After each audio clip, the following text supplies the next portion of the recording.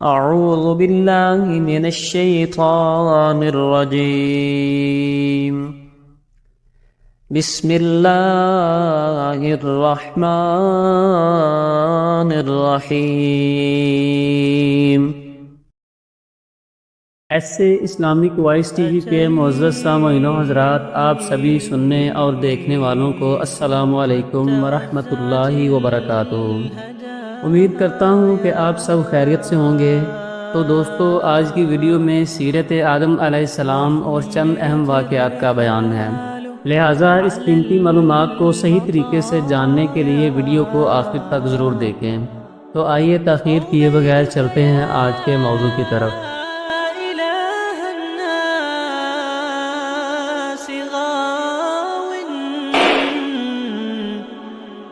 وليس سواك يمنحني۔ اس ویڈیو میں حضرت آدم علیہ السلام کی سیرت مبارکہ اور چند مزید اہم واقعات کا ذکر ہے۔ تفصیل کے لیے آپ علیہ السلام کی سیرت و احوال کا 9واں باب آپ کی پیش خدمت ہے۔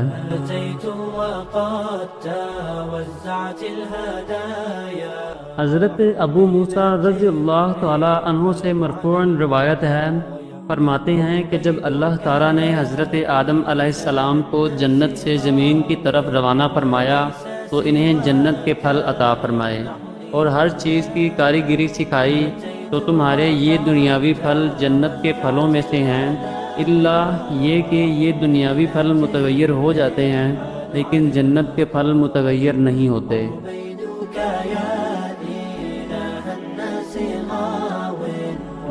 علامہ نجم الدین الغزی شافعی رحمۃ اللہ علیہ نے لکھا ہے کہ سب سے پہلے نماز حضرت آدم علیہ السلام نے ادا فرمائی اور مختلف افعال پر مشتمل خشوع اور خضوع والی نماز پابندی کے ساتھ ادا کرنے کا حکم آپ علیہ السلام پر ہی نازل ہوا۔ حضرت ثوبان رضی اللہ عنہ سے مروی ہے کہ حضور اکرم صلی اللہ علیہ وآلہ وسلم نصف النہار کے بعد نماز پڑھنا پسند فرماتے تھے۔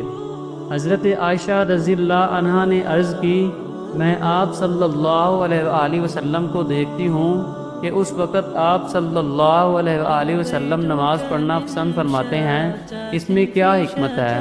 ارشاد فرمایا، اس گھڑی میں آسمان کے دروازے کھولے جاتے ہیں اور اللہ تعالیٰ اپنی مخلوق کی طرف نظر رحمت فرماتا ہے، اور یہی وہ نماز ہے جسے حضرت آدم، حضرت نوح، حضرت ابراہیم، حضرت موسیٰ اور حضرت عیسیٰ علیہ السلام پابندی کے ساتھ ادا فرمایا کرتے تھے۔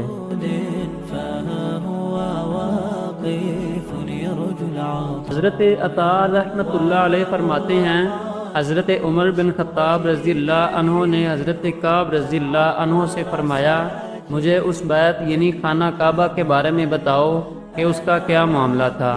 حضرت کعب رضی اللہ عنہ نے عرض کی، اللہ تعالیٰ نے حضرت آدم علیہ السلام کے ساتھ اس بیت کو آسمان سے نازل فرمایا، یہ کھوکھلے یاقوت سے بنا ہوا تھا، اور حضرت آدم علیہ السلام سے فرمایا، بے شک یہ میرا بیت ہے، تو تم اس کے گرد اسی طرح طواف کرنا اور اس کے پاس اسی طرح نماز پڑھنا جس طرح تم نے فرشتوں کو عرش کے گرد طواف کرتے اور نماز پڑھتے دیکھا ہے۔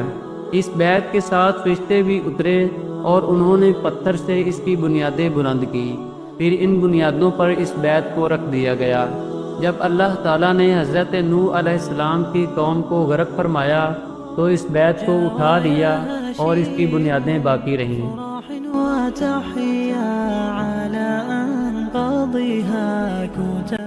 حضرت انس بن مالک رضی اللہ عنہ سے روایت ہے، حضور اکرم صلی اللہ علیہ وآلہ وسلم نے ارشاد فرمایا، حضرت آدم علیہ السلام کے زمانے میں بیت اللہ کی جگہ ایک بالشت یا اس سے زیادہ تھی۔ فرشتے حضرت آدم علیہ السلام سے پہلے اس کا حج کیا کرتے تھے، پھر حضرت آدم علیہ السلام نے حج کیا۔ ایک مقام پر فرشتوں نے ان کا استقبال کیا اور عرض کی، اے آدم علیہ السلام، آپ کہاں سے تشریف لا رہے ہیں؟ انہوں نے فرمایا، میں نے بیت اللہ کا حج کیا ہے۔ فرشتوں نے عرض کی، بے شک آپ سے پہلے صرف فرشتوں نے اس کا حج کیا تھا۔ حضرت وہب بن منبع رحمۃ اللہ علیہ فرماتے ہیں، جب اللہ تعالیٰ نے حضرت آدم علیہ السلام کی توبہ قبول فرما لی اور انہیں مکہ کی طرف سفر کرنے کا حکم دیا تو زمین کو ان کے لیے لپیٹ دیا یہاں تک کہ آپ علیہ السلام مکہ مکرمہ پہنچ گئے۔ مقام ابتہا میں فرشتوں کی آپ علیہ السلام سے ملاقات ہوئی تو انہوں نے خوش آمدید کہا اور عرض کی، اے آدم علیہ السلام، ہم آپ کے حج کی نیکی کے منتظر تھے، جبکہ ہم نے آپ سے 2000 سال پہلے اس بیت اللہ کا حج کیا ہے۔ تعمیر کعبہ کے بعد اللہ تعالیٰ نے حضرت جبریل علیہ السلام کو حکم دیا تو انہوں نے آپ علیہ السلام کو حج کے تمام احکام سکھا دیے۔ پھر وہ آپ علیہ السلام کے ساتھ چلے یہاں تک کہ آپ علیہ السلام کو عرفات، مزدلفہ، منا اور جمرات کے مقام پر ٹھہرایا، اور اللہ تعالیٰ نے آپ علیہ السلام پر نماز، زکوٰۃ، روزہ اور غسل جنابت کے احکام نازل کیے۔ حضرت عبداللہ بن عباس رضی اللہ عنہما فرماتے ہیں، حضرت آدم علیہ السلام نے ہند سے پیدل چل کر 40 مرتبہ حج کی سعادت حاصل عبيدك يا ایک موقع پر اللہ تعالیٰ نے حضرت آدم علیہ السلام کی قیامت تک ہونے والی اولاد سے اپنی ربوبیت اور وحدانیت کا عہد لیا اور انہیں اس کا گواہ بنایا۔ چنانچہ اس کا ذکر کرتے ہوئے ارشاد فرمایا، وَإِذْ أَخَذَ رَبُّكَ مِن بَنِي آدَمَ مِن ظُهُورِهِمْ ذُرِّيَّتَهُمْ وَأَشْهَدَهُمْ عَلَىٰ أَنفُسِهِمْ أَلَسْتُ بِرَبِّكُمْ قَالُوا بَلَىٰ شَهِدْنَا۔ اور اے محبوب، یاد کرو جب تمہارے رب نے اولاد آدم کی پشت سے ان کی نسل نکالی اور انہیں خود ان پر گواہ بنایا اور فرمایا، کیا میں تمہارا رب نہیں؟ سب نے کہا، کیوں نہیں، ہم نے گواہی دی۔ تفسیر خازن میں ہے کہ یہ ذریت نکالنا اسی ترتیب کے ساتھ ہوا جس طرح دنیا میں انہوں نے ایک دوسرے سے پیدا ہونا تھا، یعنی حضرت آدم علیہ السلام کی پشت سے ان کی اولاد اور اولاد کی پشت سے ان کی اولاد، اسی طرح قیامت تک پیدا ہونے والے لوگ نکالے گئے۔ اللہ تعالیٰ نے ان کے لیے ربوبیت اور وحدانیت کے دلائل قائم فرما کر اور عقل دے کر ان سے اپنی ربوبیت کی شہادت طلب فرمائی تو سب نے کہا، کیوں نہیں، ہم نے اپنے اوپر گواہی دی اور تیری ربوبیت اور وحدانیت کا اقرار کیا۔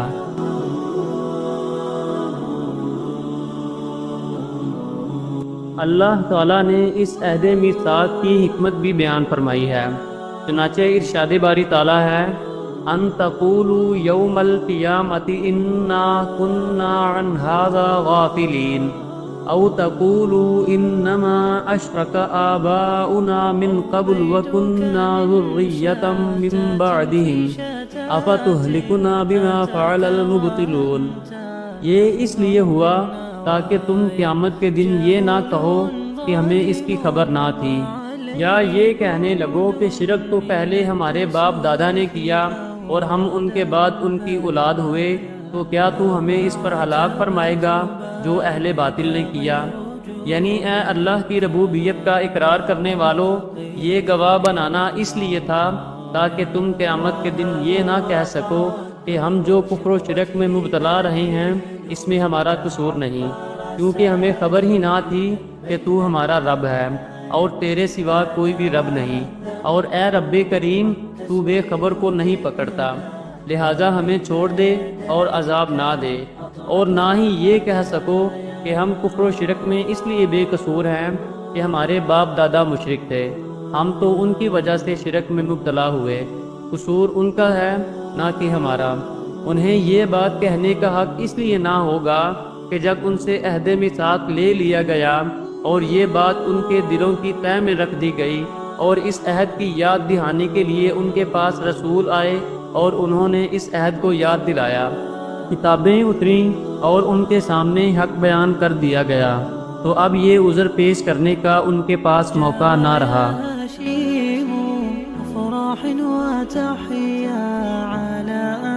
آیات میثاق سے 4 اہم باتیں معلوم ہوتی ہیں۔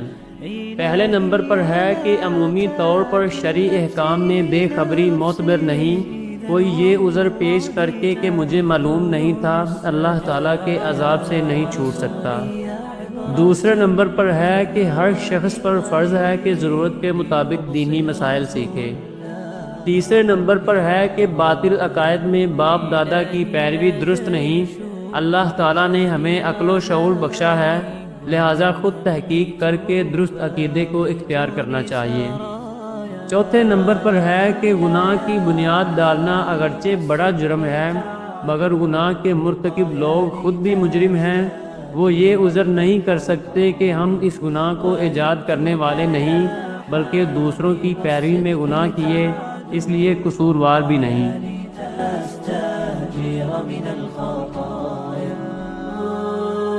اللہ تعالیٰ نے آپ علیہ السلام پر بے شمار انعامات فرمائے، ان میں سے 14 انعامات یہ ہیں۔ پہلے نمبر پر ہے کہ آپ علیہ السلام کو اپنی قدرت کی عظیم نشانی بنایا۔ ارشاد باری تعالیٰ ہے، ان مثل عیسیٰ عند اللہ کمثل آدم خلقہ من تراب ثم قال له کن فیکون۔ بے شک عیسیٰ کی مثال اللہ کے نزدیک آدم کی طرح ہے، جسے اللہ نے مٹی سے بنایا، پھر اسے فرمایا ہو جا تو وہ فوراً ہو گیا۔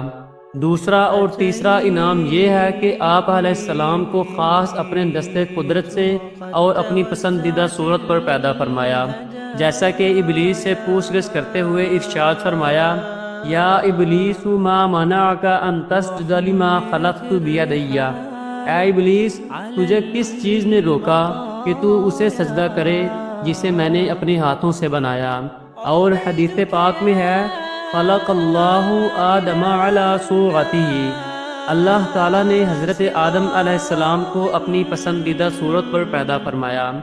چوتھا اور پانچواں انعام یہ ہے کہ آپ علیہ السلام کے بدن میں اپنی طرف سے خاص روح پھونکی اور فرشتوں سے سجدہ تعظیمی کروایا، جیسا کہ قرآن پاک میں ہے، فَإِذَا سَوَّيْتُهُ وَنَفَخْتُ فِيهِ مِن رُّوحِي فَقَعُوا لَهُ سَاجِدِينَ۔ پھر جب میں اسے ٹھیک بنا لوں اور اس میں اپنی خاص روح پھونکوں تو تم اس کے لیے سجدے میں پڑ جانا۔ چھواں انعام یہ ہے کہ فرشتوں کے سامنے آپ علیہ السلام کی فضیلت و برتری کو ظاہر فرمایا اور فرشتوں نے آپ علیہ السلام کی عظمت کا اعتراف کیا۔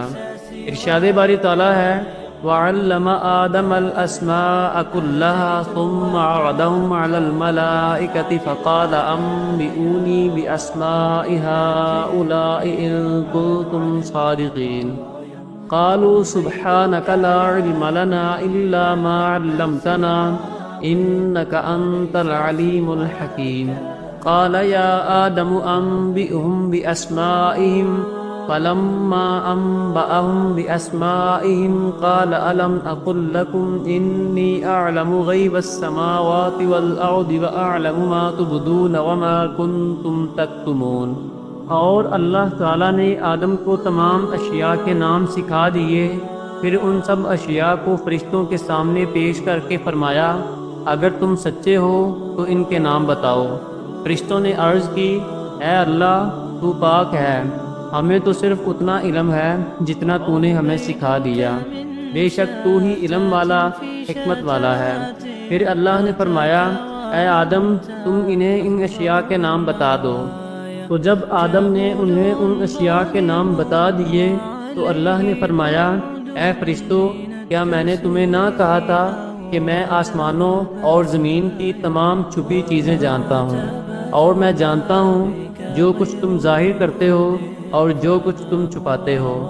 ساتواں انعام یہ ہے کہ آپ علیہ السلام کی بے ادبی کرنے پر انتہائی عبادت گزار ابلیس کو بارگاہ الہی سے مردود و ملعون کر کے نکال دیا گیا۔ ارشاد باری تعالیٰ ہے، فَاخْرُجْ مِنْهَا فَإِنَّكَ رَجِيمٌ وَإِنَّ عَلَيْكَ اللَّعْنَةَ إِلَىٰ يَوْمِ الدِّينِ۔ تو جنت سے نکل جا کیونکہ تو مردود ہے، اور بے شک قیامت تک تجھ پر لعنت ہے۔ آٹھواں اور نواں انعام یہ ہے کہ آپ علیہ السلام کو جنت میں رہائش عطا کی اور مخصوص درخت کے علاوہ آپ کے لیے جنتی نعمتیں مباح فرمائیں۔ فرمان باری تعالیٰ ہے، وَقُلْنَا يَا آدَمُ اسْكُنْ أَنْتَ وَزَوْجُكَ الْجَنَّةَ وَكُلَا مِنْهَا رَغَدًا حَيْثُ شِئْتُمَا وَلَا تَقْرَبَا هَٰذِهِ الشَّجَرَةَ۔ اور ہم نے فرمایا، اے آدم، تم اور تمہاری بیوی جنت میں رہو اور بغیر روک ٹوک کے جہاں تمہارا جی چاہے کھاؤ، البتہ اس درخت کے قریب نہ جانا۔ 10واں انعام یہ ہے کہ آپ علیہ السلام سے جنت میں ہونے والی لغزش جان بوجھ کر نہ ہونے کی گواہی خود رب تعالیٰ نے دی۔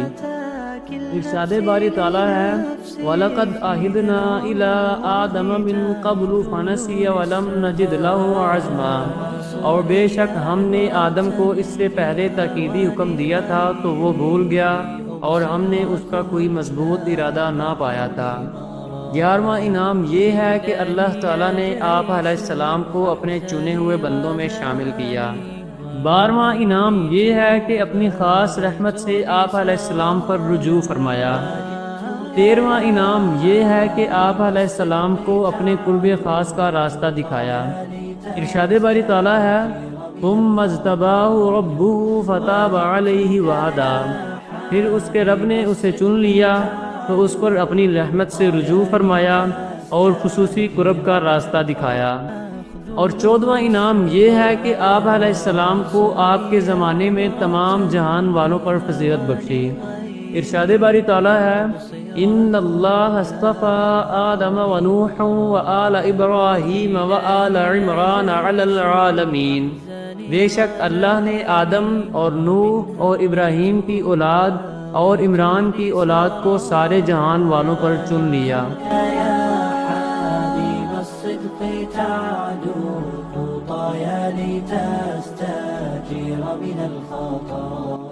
جی تو معزز سامعین و حضرات، یہ تھی ہماری آج کی ویڈیو آپ کو کیسی لگی کمنٹ کر کے ہم سے شیئر ضرور کیجیے گا۔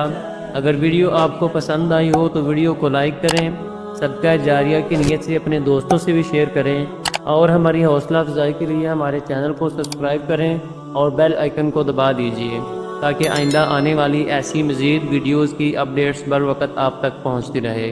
اپنی دعاؤں میں ہمیشہ یاد رکھیے گا۔ انشاءاللہ آپ سے ملاقات ہوتی ہے اگلی ویڈیو میں، تب تک کے لیے اپنا اور اپنے پیاروں کا ڈھیر سارا خیال رکھیے گا۔ اللہ نگہبان۔